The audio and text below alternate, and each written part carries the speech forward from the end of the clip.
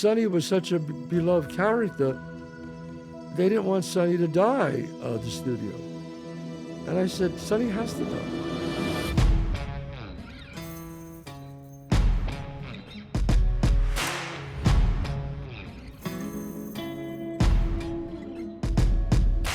All right, welcome to the Chazz Palminteri Show.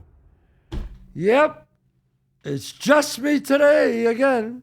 I'm telling you, we get so many requests. A lot of people want to hear some solo episodes with me talking, and I enjoy doing it. I miss the girls. I miss Kathrine Narducci and Tara Tracy.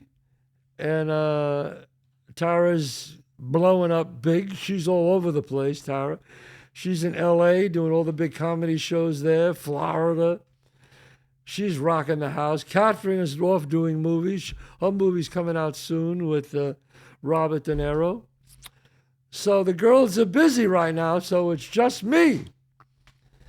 But don't forget, if you want to see Kathrine, go to her Instagram and Tara. You want to see her in person, she rocks the house. Go to Tara Jokes and on Instagram, and you'll see where they are.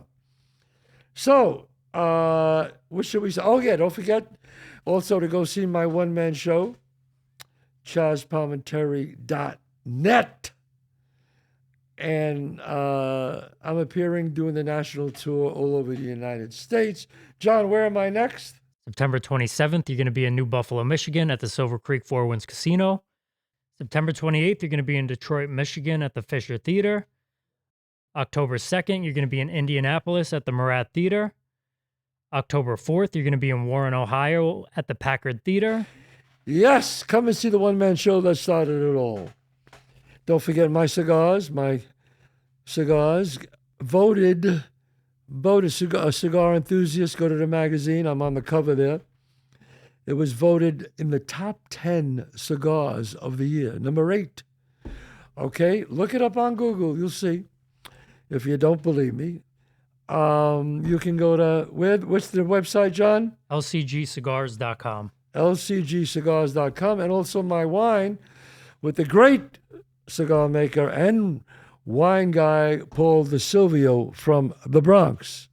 La Casa Grande. I'm a little tired, it's late, and I got to get my thoughts together here. So, John, we're doing a couple of different segments now that I'm all alone for a while. We have life and other shit, and now this segment is what, John? We got questions on movie, film, and television. On movies, films, and television from the audience. Again, you could do it on my Instagram. Follow me on my Instagram, Chazz Palminteri. If you want to see the dates where I'm at, and if you want to ask me any questions, follow me on my Instagram, Chazz Palminteri. So, John, what is the first question and from who on my Instagram? The first question is from Charles Sirius C. Alexander. That's his name on Instagram. Sirius? Well, Sirius. Alexander. Charles Sirius C. Alexander. All right. And I know the answer to this question, but it's going to lead into the next question. His question is, will there ever be a Bronx Tale 2? The answer I know is no, but that leads into the next question by Matt, who says, will your one-man show be available for streaming? Now, that's a good question. What's his first name? This one is Matt. Matt Sirius. Okay, Matt. No, the first one, Charles Sirius, is there going to be a Bronx Tale 2? Second one, Matt, where will the one-man show be streaming? Yes, the one-man show will be streaming. Where, I cannot tell you yet because they're working out the deal right now. We are going to the Lisbon Film Festival in Portugal. Tribeca is having the first Lisbon Film Festival in Portugal. We premiered here at the Tribeca Film Festival. Now we're going to do our overseas one, international one, at the Lisbon Film Festival in Portugal. We're all going. So that should be exciting. We are in the process of making a deal with the streaming services. It's very exciting, a lot of exciting things right now. But we did film Bronx Tale on film. Three Nut Studios did it. That's right, Three Nut Studios. These guys are the hottest filmmakers out right now, coming up big. They filmed it for me. Obviously, I wrote and directed it, but we're very excited about that. So I will let you know when it begins the streaming. But please come and see it live. You see it live or you see it on stream. It's two different feelings, two different experiences. Okay? Next question. Next question comes from Florence M. And it says, what was it like working on Oscar? Great movie, laughed a lot. Which ending did you like better, A Bronx Tale or Usual Suspects? They asked two questions in one. Wow, that's a good question. I love doing Oscar. Oscar was, I think it's an underrated movie because I get a lot of people who love that movie. I thought Stallone was great in it. I really did. I thought Sly was funny, terrific. You know, he's so known for these, First Blood and Rocky movies. The people, they want to see him in that all the time, but I thought he was very funny. Some wonderful actors in there. Marissa Tomei was just fabulous. She was just great in that. I just thought it was a fun movie, and I thought Sly was great in it. And the second part of the question was, which ending did you like better, A Bronx Tale or Usual Suspects? which ending do I like better? Now, how could I? Wow. A Bronx Tale obviously is one of the classic endings where we see the catharsis of the young boy becoming a man and realizing his father was always right. In The Usual Suspects, the incredible maze of different plots all coming together under one scene with me at the end studying all of that. I mean, brilliant script by Christopher McQuarrie, brilliantly directed by Bryan Singer. It was one of those things, great script, great director, great cast. Same thing with Bronx Tale. Which one do I like better? I cannot say. I really can't. I have to put them both up there. They're both in AFI's classic great movies. So I like them both. Well, here's a little fun fact. I know Sonny wasn't supposed to die, or the studio didn't want him to die. That's correct. One of the notes that we got in the studio were two things. The first one was they wanted to take the black girl out and the whole thing with the black neighborhood out. They thought that slowed the movie down, which is just typical studio bullshit. But thank God, obviously, for Robert De Niro. I didn't have any weight at that time, obviously. But Bob was the 800-pound gorilla in the room, and he said, absolutely not. And I said, Bob, please don't take it out. I thought it showed the young boy growing up. Not only mature, it showed how he grew up, how he matured, how he dated a black girl. He dated a black woman. And people go, well, I don't believe that in 1968. I go, hey, idiot, it's my life. I did it. So what are you talking about? I tell people, and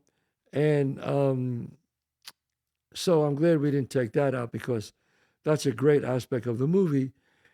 And they wanted Sonny to live. In the screening, Sonny was we did the focus groups and the screenings, that Sonny was such a beloved character.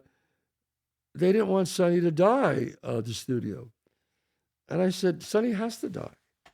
Sonny dies, and it's a catharsis. The boy realizes that, and he loves his father and knows that his father was right. And then again, Bob said, no, Sonny's dying, and that's it. And the studio said, okay. And that's how that happens. But good questions there. So then this leads into the next question. It's another question by the guy Matt. He says, what was your view on the ending of The Sopranos? Wow. Matt has some good questions. I love The Sopranos. That's number one. One of the great shows on television. Bar none. No question. I'm watching it now, in fact. It's on again. And Loved it the first time, loved it just as much the second time. Actually, it could be even better the second time because I know all the characters even better. So, I just saw that. I just finished the first episode, the season, and I just watched it last night, in fact. I watched the scene where Pussy gets killed on the boat. I got to tell you, Vinny Pastor, the whole cast in that boat scene was fucking brilliant. You have to watch it again. If you see it, watch Vinny Pastor when he looks at them and is going through that thing and he's sitting at the table with his hand on his head. And then finally he admits that he was a rat, but he gave them nothing. And then he realizes they're going to kill him no matter what anyway. And he gets the drink, and they all have a drink of tequila. And he says to them, not in the face, I want my eyes. Please, let me have my eyes. Wow. Brilliantly written. And watch James Gandolfini's face before they shoot and he's talking to him. Watch his face. You could see the pain in James's face. Watch it. The conflicting emotions of I have to kill my best friend right now, but I have to. You could see Silvio and Paulie Walnuts looking at him. It's just a great scene. It's a great scene. I thought it was incredibly powerful moment in The Sopranos, and I don't know if that was the last episode, but wow, damn. And the brilliance of David Chase, people go, wow, he killed off the main character. I thought that was incredible. And my wife said, oh, why did they kill Vinny, Pastor, Vincent? He was so great. And I said, he was. And I could be wrong. I don't know, but this is my take on it. I think when David Chase did that, he sent a message to the audience that this is a ride that you can't fucking predict. That any moment, anybody could be killed. Anybody. And I think that sent a message to the people watching that, wow, I got to see the next episode. I mean, this is just my take. I could be wrong. But it was a brilliant move on his part. Now, getting to the question, did I like the last episode? I liked the last episode up to the very end. I thought by the blackout, and I know what David Chase, again, my take, that he was just saying, I'll leave it up to the audience to think what happened. I would have liked more of a final ending, somehow, some way. I mean, you assume those guys are coming in, that he's going to get whacked.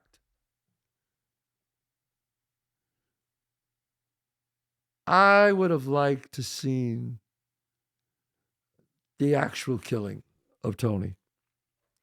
I would have liked to seen it shot, the wife, the daughter. I think again, this is me. If I was directing it and I wanted to shoot it, I would have shot it, but I would have had no sound. No sound, just silence. Him getting shot, killed in silence. The Edie Falco, the daughter, screaming, but just their mouths opening. And maybe just music at the end. Some sort of music. Or a long ringing sound. What? A long ringing sound. A ringing sound, something. and just fade out on that. I think that would have been, for me, more powerful than what we saw. Again, you could say, well, everybody's imagination is more powerful than what you did, but there was something about that ending that left you unsatisfied. I mean, maybe some people liked it. I'm sure there are people who liked it. But for I think it was on 6 years, for such a brilliant show, I would have liked some sort of ending that lived up to the series. Again, this is just my take on it. So that's my answer to that. I appreciate that. Next one says, and this is from Franco Galvin. Franco who? Galvin, Galvan. Galvin, okay. Says, hi, Chazz. Can you please talk about directing and directors that you think are geniuses? Oh, wow. Yeah. I mean, I have some wonderful directors, Elia Kazan was the first time I really, on the waterfront. Wow. To me, the perfect movie. The perfect movie, folks. If you want to see the perfect movie, in my opinion, cast, script, acting, directing, black and white, it's black and white. Marlon Brando, Eva Marie Saint, Rod Steiger. Wow. I worked with Rod Steiger, one of his last movies. I did a movie with him. I asked him about that because I said, oh, you got to tell me about On the Waterfront. That scene you did, I could have been a contender, when he says that. I could have had class. I said, what was that like? I said, you got to tell me. And he said that, unbelievable. He said that he did the scene, the two shot. And after Brando's close-up, for some reason, Brando was late and he left. So he did all his close-ups to the script girl. I said, what? He said, yeah, that was the script girl I did it to. I said, wow. He said, look, he was the star and he left and he had to go, whatever. I said, that's amazing. And then I asked him, I said, the blinds that you had on the back window, what was that about, Rod? And he said that one of the production people forgot to bring the tape of the cars in the back. You're supposed to have like cars in the back window, like going by with their lights, like driving. They forgot the tape. All right? This is On the Waterfront. They forgot the tape. Now, this is from Rod Steiger, his own mouth. So the first AD said, I was in a cab once. He was telling Elia Kazan, he said, and they had blinds, like Venetian blinds. He said, really? He goes, yeah. It was great. So they got a pair of Venetian blinds and they put them in the back. So when you see that, you realize the only reason why those blinds are there is because they forgot the tape. And it was really a pleasure.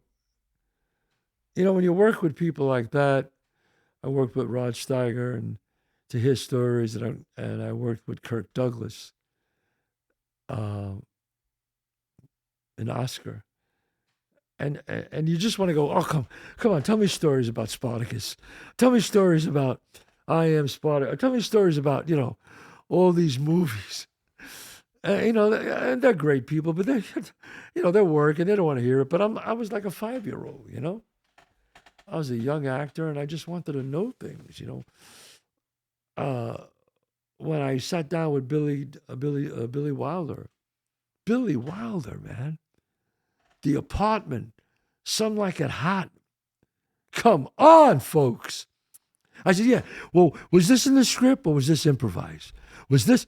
And I was just like, I was just like a sponge because I was a writer and a director and an actor, and I just wanted to learn from these masters. These are the masters. Some of the other great directors I worked with. Billy Friedkin. Billy Friedkin is a genius. The Exodus, the French Connection. I mean, he knew lenses like he would study paintings and get shots from beautiful classic paintings, I remember. And Billy Friedkin was one of the most smartest people I ever met. He could talk about opera, he could talk about architecture, he could talk about anything. Oh my God, he was so smart. And I watched him work and I learned from him. And I learned from Robert De Niro. Robert De Niro, who was first directing, was A Bronx Tale. And just listening to him and he would talk about I remember I did a scene. The scene was when I'm in the alleyway with C, and I say to him, think a gun makes you a tough guy? These guys are jerk-offs, if you remember that scene. And I did the scene when I filmed it, and I thought it was really great. And Bob looks at me and says, it was good. It was good. Bob, he goes, it was good. He goes, but he always goes like this, like, bring it down. I'm like, bring it down? I thought that was perfect. He says, bring it down. I said, okay. So I did another take and I brought it down and it was too down. He said, now you're asleep. Forget that. He goes, split the difference. I remember him saying that to me. So I said, okay, so I split the difference. And I personally thought I did it just like the first time. I said, Bob, that was just like he goes, no, it wasn't. I said, okay. So we get into the editing room that night and we're watching the daily, the next night after that, and we're watching the dailies. And I see the scene I did with C in the alleyway, and I go, wow. I go, hey, Bob, come on, that's pretty good. We're sitting there in the room together. And then the next one comes on, and it's like, I'm like, you jerk off. I'm half asleep. It was not good. And then he says, this is the one. And then the third scene comes on, and it was perfect. He was right. It was so hard to see, but he saw it. Yeah, so he was, precise. And Marty Scorsese, who just paints pictures like Friedkin, just paints pictures, was one of the great directors that I learned from. Woody Allen, wow. Woody is just so smart, so smart. He directed, obviously we did Bullets Over Broadway, which I got nominated for the Academy Award, but he was shooting just masters. Very rare would shoot a close-up. You know what that's like to do that? You have to be so confident just to shoot that and just put the pieces together. My God. Woody Allen, yeah. I'm trying to think of some other ones. Bryan Singer, who was this young kid. But the thing about Bryan Singer that I loved, he was so passionate. He was this young kid. He was like, we're going to do this and we're going to do that. Every day he lived with this Usual Suspects. He was so passionate. I said, wow, look at the passion on this guy. Damn, I said, a director that has passion like that, you go, hey, babe, I'll follow you to the end of the earth. What do you want to do? And I think that showed me what clear passion is. But there's some great directors. I loved watching, and I met him a couple of times, but I never worked with him, was Steven Spielberg. He just, wow. And Spielberg was the one who said to me, if you want to learn directing, shut the sound off and watch movies. And I did that. I shut the sound off. And when I wanted to learn about shots, I shut it off and I just watched the film. And I learned a lot. Quentin Tarantino, really own style. He's got a voice, like, it's his movies. He's a director, like directors that have their own voice, like, I remember when I saw Reservoir Dogs, I auditioned for that. And obviously I didn't get it. But I love Reservoir Dogs. There was something about it. I mean, anytime somebody breaks a new genre, like for the first time, you go, "Wow, whoa, what's that?" I mean, after Quentin, people started copying him, and that's a compliment. But his style, his dialogue, wow, Pulp Fiction. I remember True Romance. I mean, the scene between Dennis Hopper and Christopher Walken about Sicilians, where they come from, and wow. I mean, that scene's like at least 10 minutes long.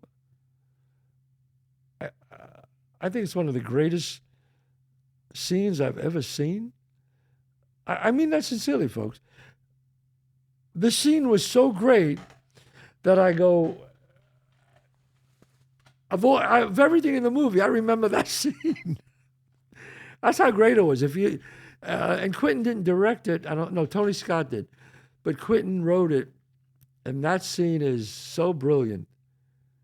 I go, wow.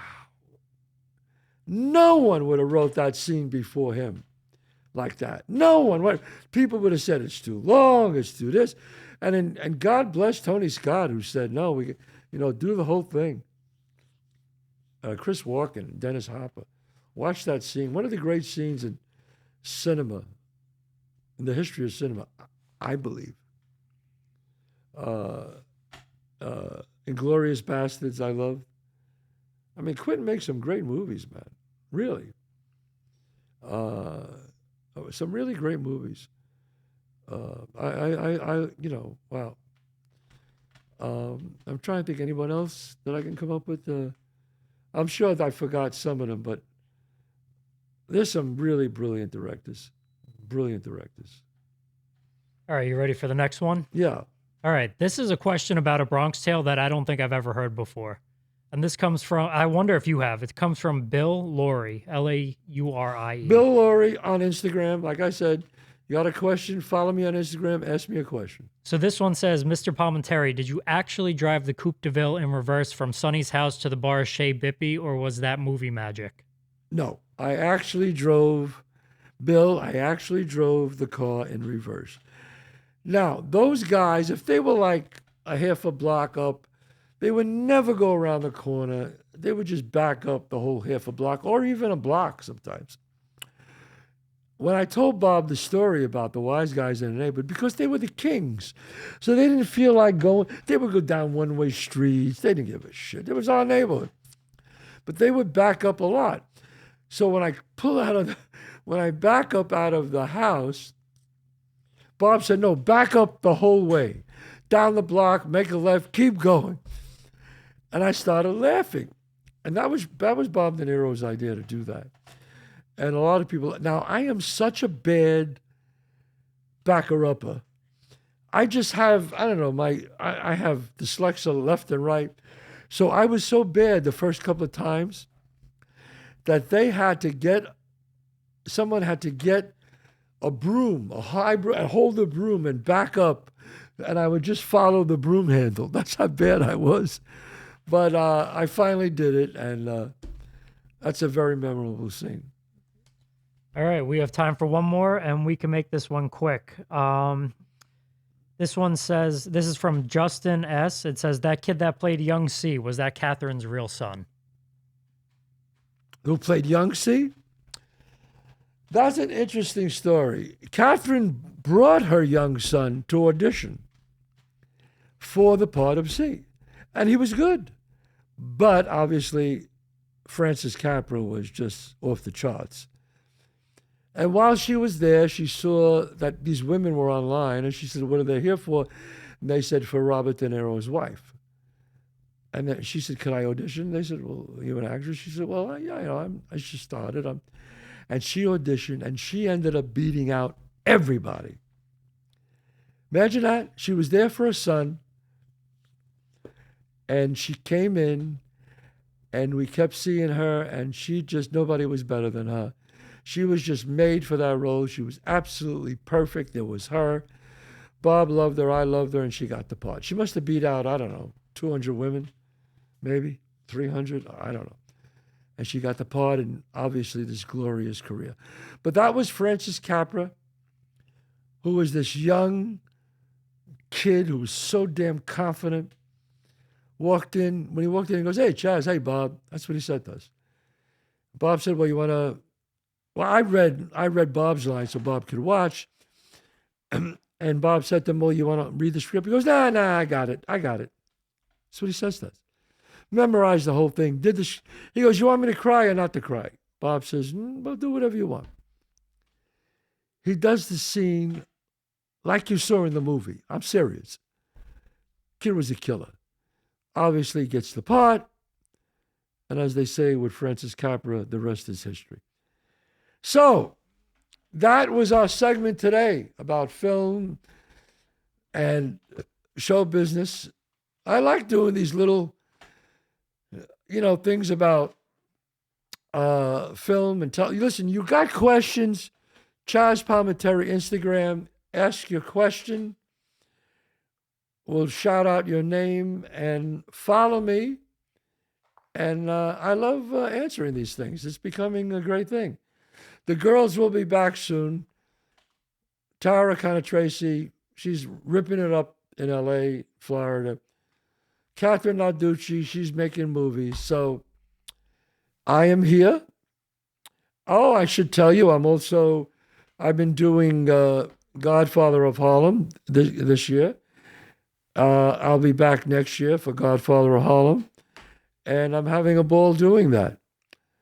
I'll be in Portugal. We'll be in Portugal October 18th.